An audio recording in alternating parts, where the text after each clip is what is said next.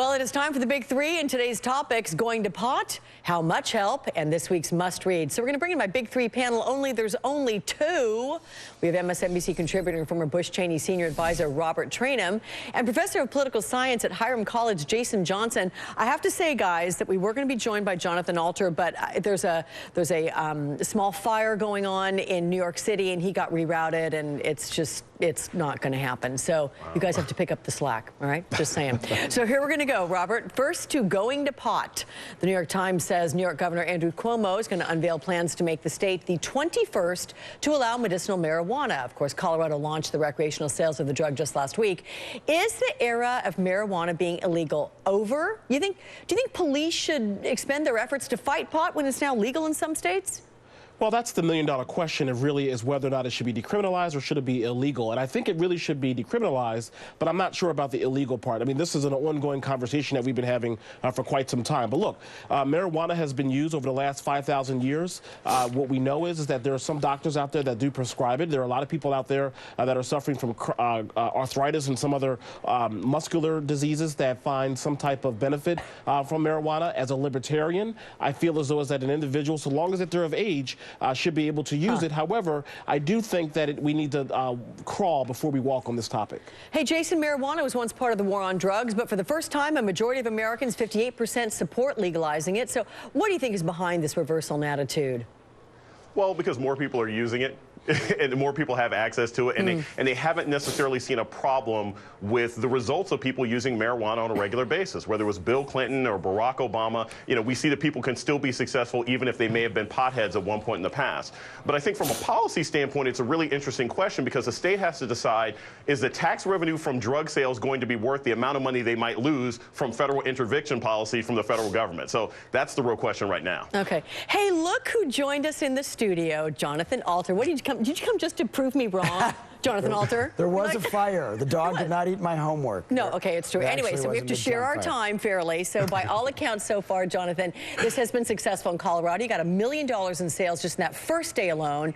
The tax money earned, we should say, it helps the state improve infrastructure. About a third of it goes to building schools. So on the basis of that, do you see this spreading to other states? And you think legalization could become something that some politicians would publicly endorse? Well, we have to wait and see what happens in Washington State and in Colorado. This is an experiment, really, and I think it's too early to say it's been successful beyond, the tax receipts. So let's see what happens over the next 6 months and year, and if it proves to be a genuinely successful experiment, you will see it spreading. And in the meantime, Governor Cuomo's decision in New York State indicates that medical marijuana is now spreading pretty quickly. It's legal in 20 states, and you're going to see that extend probably to most of the rest of them over the next few years. And right now, Governor Cuomo says he's going to allow 20 hospitals across the state to prescribe marijuana to its necessary patients.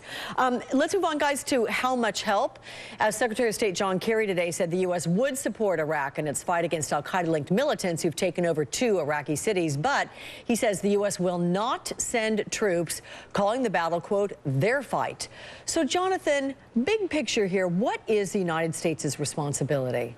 This is such a disturbing turn of events. Essentially, what's happened is Al-Qaeda has filled the vacuum that was created when the United States and some allies kind of disengaged some from the region. This is what John McCain and Lindsey Graham were warning about.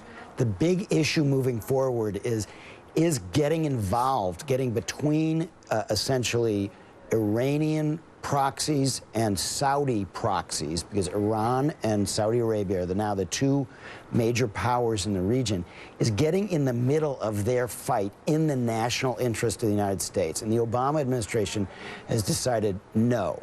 So what we're going to be watching now for months and maybe years to come is Arabs killing each other, and we're going to have to learn how to stand on the sidelines because there's no appetite in the United States for stepping in.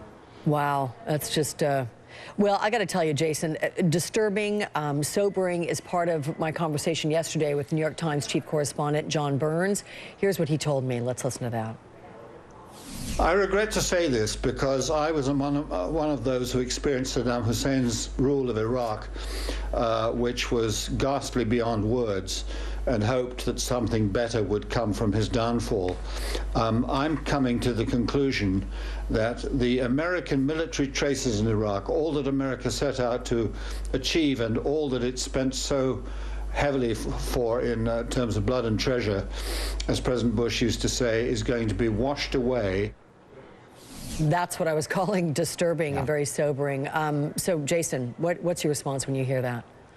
Well, it's true. And part of the reason this has happened is it's not just because the United States left. It's because the Shia majority that's running the country has been oppressing the Sunnis.